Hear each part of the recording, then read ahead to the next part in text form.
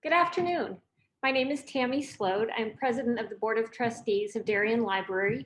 Welcome to the annual meeting of Friends of the Library.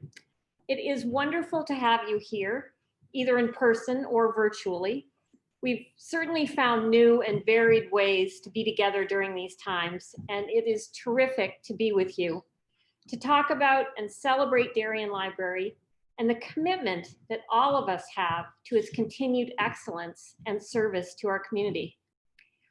While this has been anything but a normal year, I think it's helpful to look at some numbers to give a sense of the breadth of the reach of Darien Library. For the year ending June 30th, we had over 229,000 in-person visitors, over 469,000 items, that's books, DVDs, audiobooks, etc., checked out.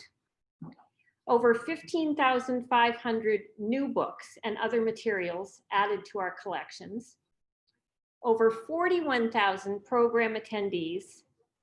A 20.4% increase in the number of new digital borrowers. That is people who are taking out ebooks and other e-materials.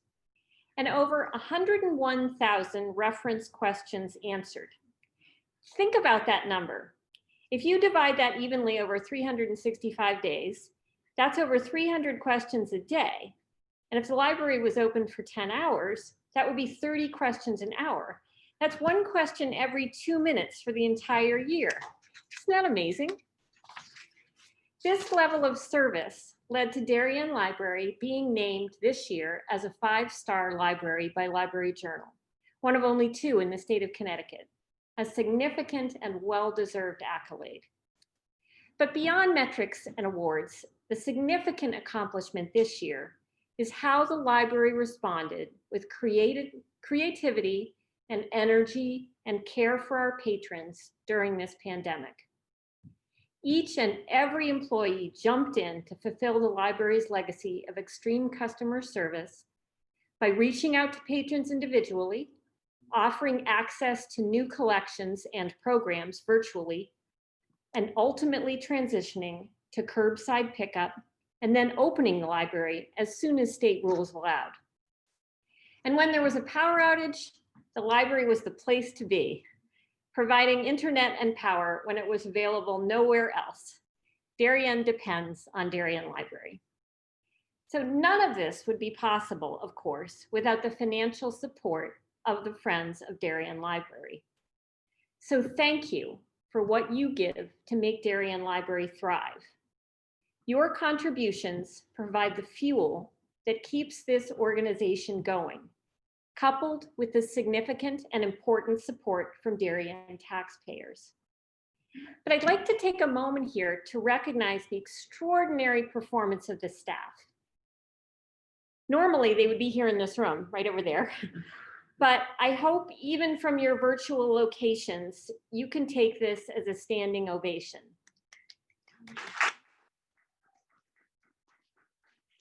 We know this has not been easy. Thank you so much. Our wonderful former director, Alan Kirk Gray, retired in August, and the new Lingso book sorter donated by the Friends was dedicated in his name, in his honor. And if you haven't seen it, the plaque is in the entry to the library. We are so grateful to Alan for his marvelous service to Darien Library. And I want to thank Caroline Lopez for stepping in as interim director during this busy time with the able support of Elizabeth Maricola. And now I will turn it over to Alex Eising for the nominating report.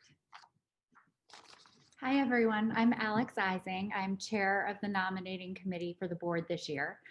And I'm happy on behalf of the nominating committee to make the presentation of nominees for this year. Joining me on the committee this year were former trustees Jay Schutz and Jim Steinthal, and current trustees Melissa Noonan, Kim Westcott, and of course, Tammy Sload. I would like to take this time to thank the nominating committee for their hard work as we deliberated over June and July, all on Zoom, as we had 4 retiring board members this year. Thank you all for your hard work. I'm so appreciative. On behalf of the committee, I'm very pleased to present are 4 nominations for the Board of Trustees this year for the term ending in 2023.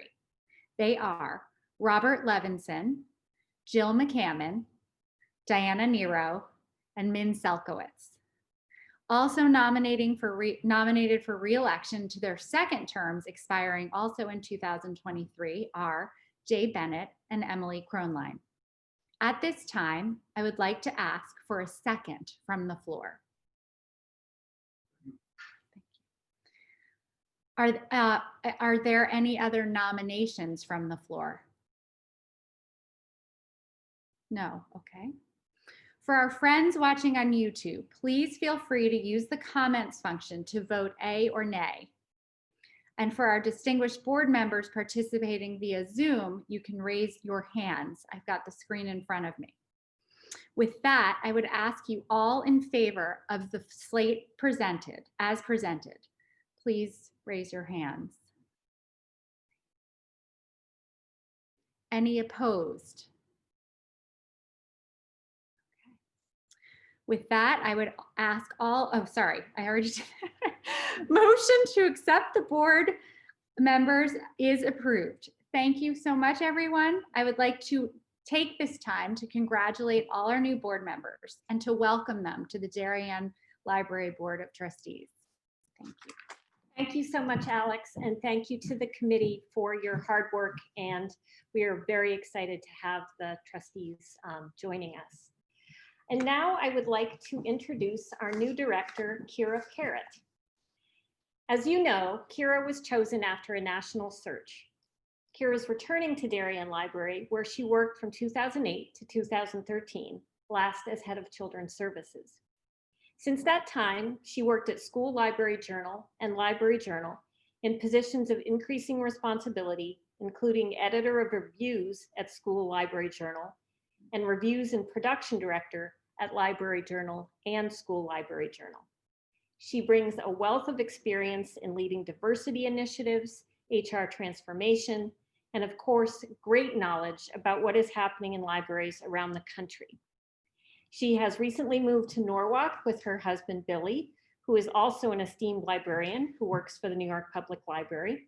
And we would like to welcome Kiera. We are so glad that you are here.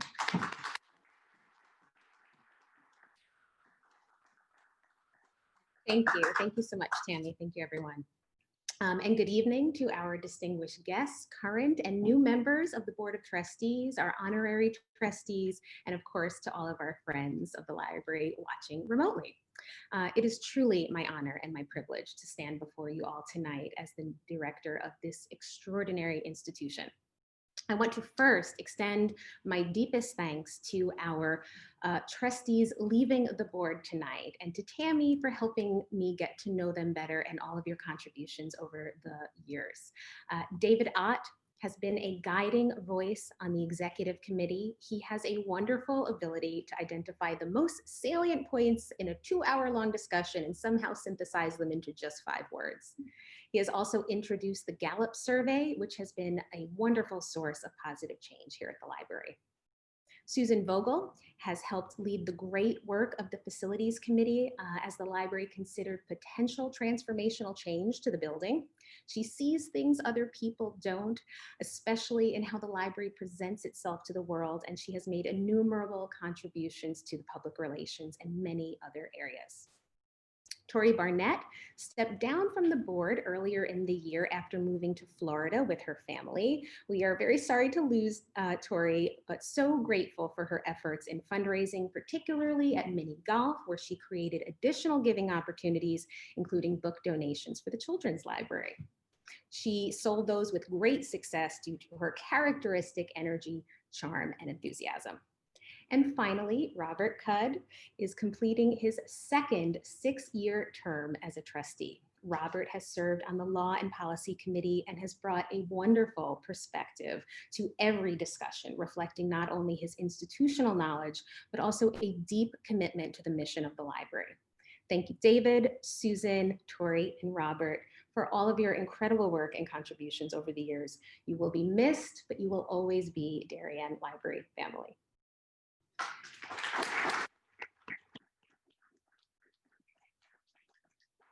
And speaking of Darien Library family, as of today, I have been the director for exactly 102 days.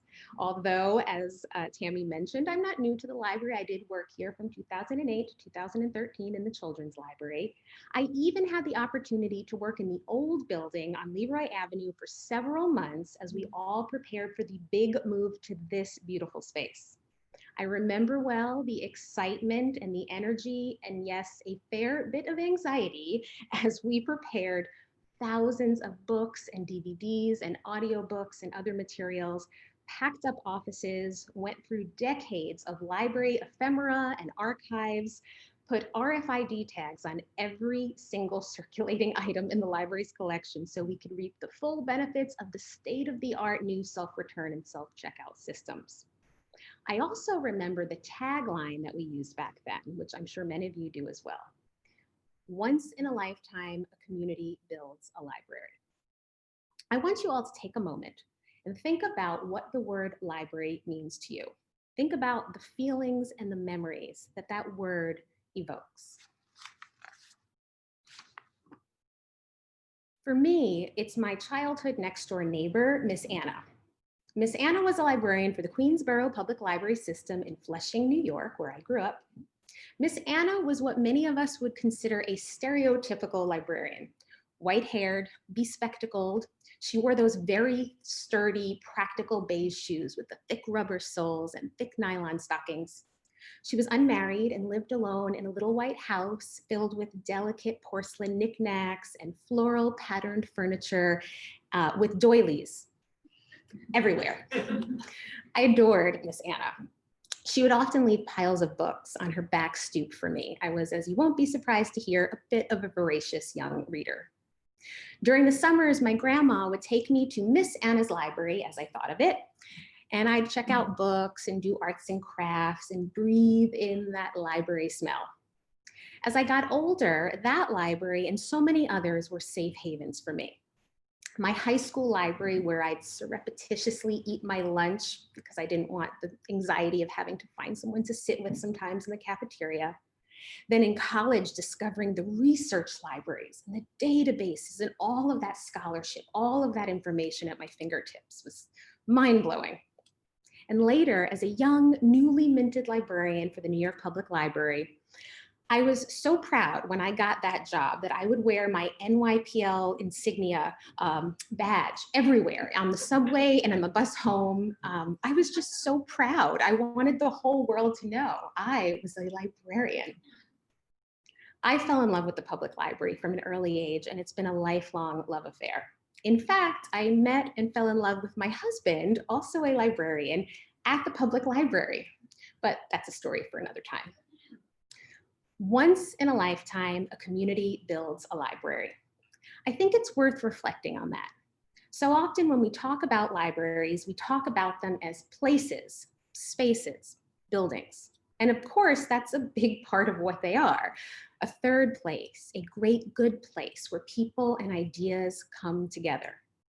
But even before COVID-19 upended our world and forced the closing of this building and so many others, we've known that libraries, that Darien Library is so much more than this gorgeous, light-filled palace of the people.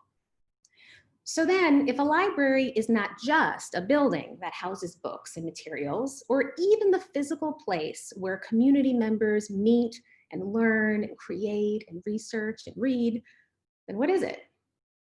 As we've seen over the past 7 months, even when the doors are closed or the services scaled back as they are now, the library persists.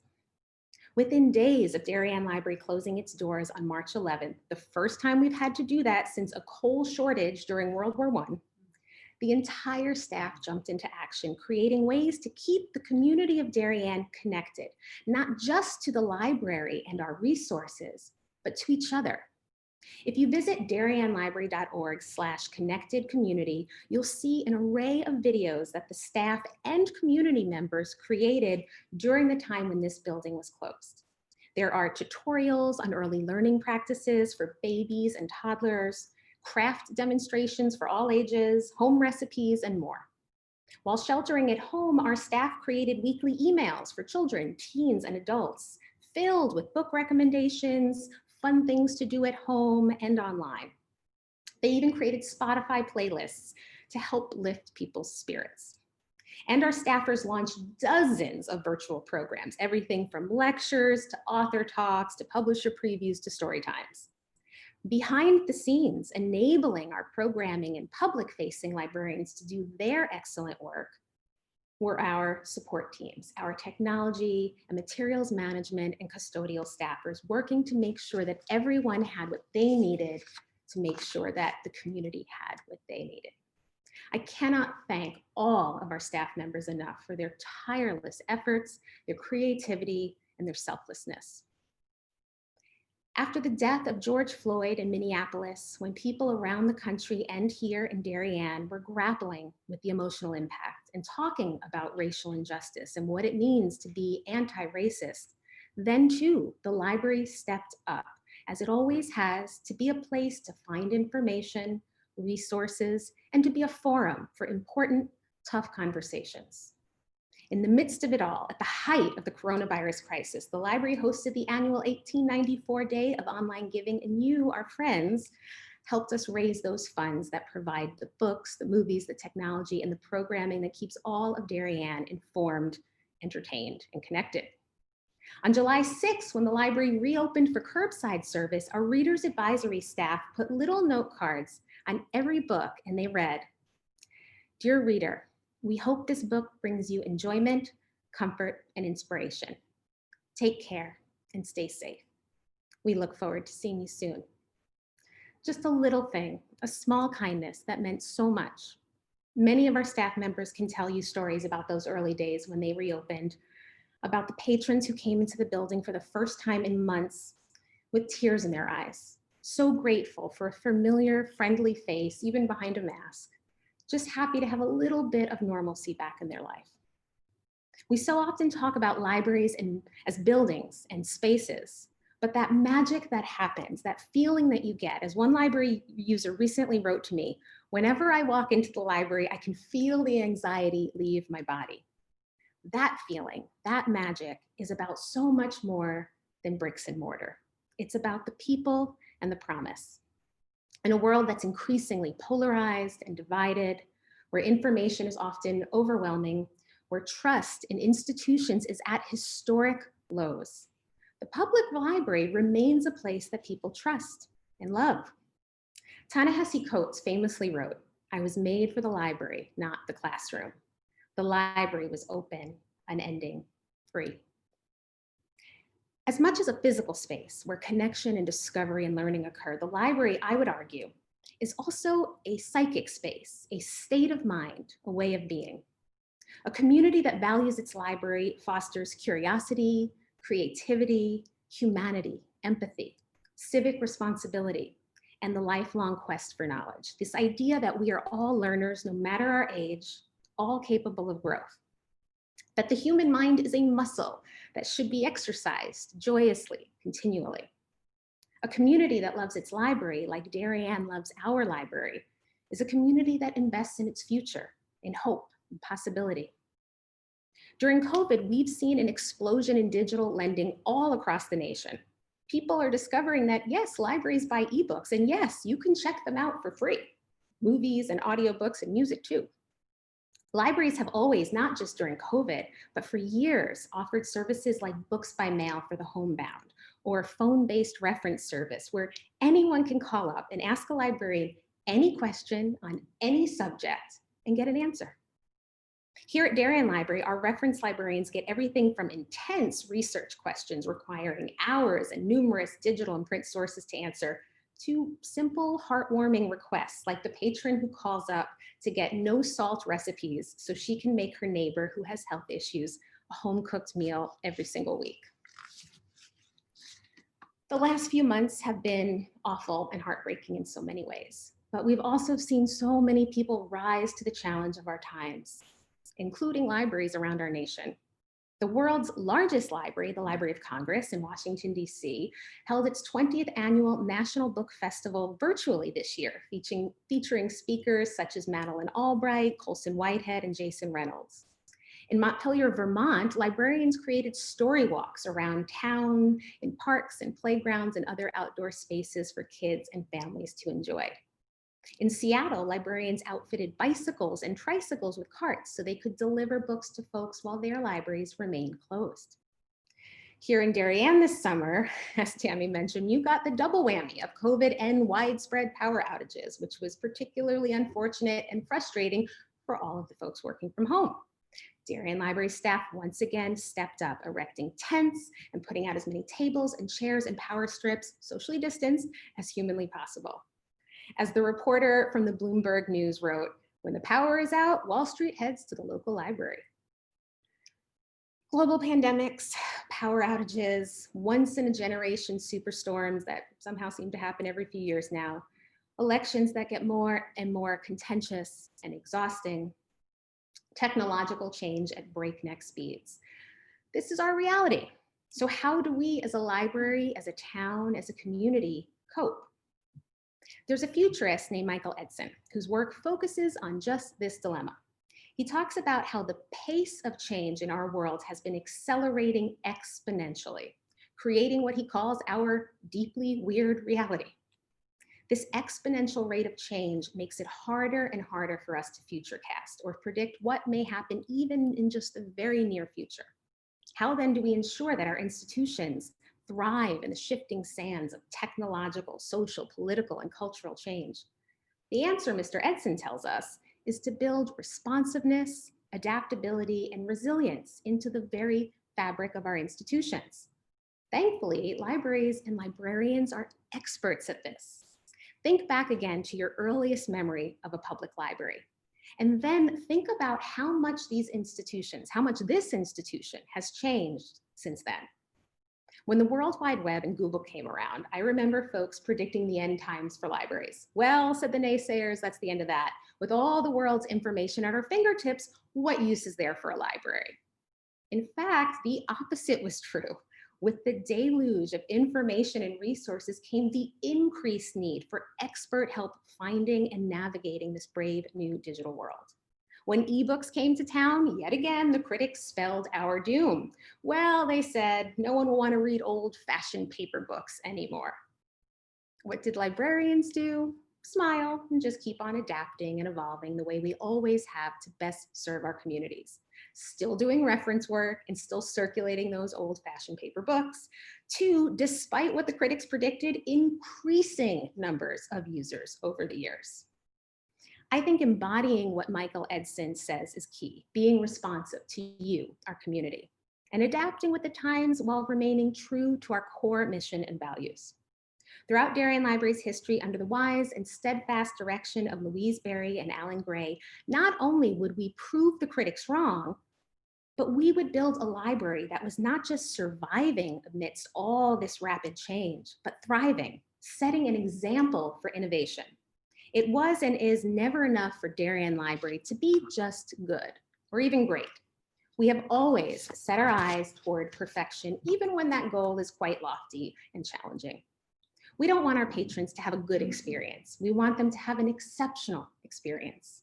We aim to be the best at what we do because we believe wholeheartedly in the promise and the possibility of what it means to be a public library, to serve as the civic, intellectual, and cultural heart of this community. The support and generosity of the Friends of Darien Library is transformed and reflected back to you in our commitment to excellence in everything we do, be it curbside pickup, virtual story times, expert reference assistance, tech troubleshooting, or help picking your next great read. A community that invests in its library invests in its future. I don't know what that future is going to look like over the next few months or years, and I don't think any of us here do.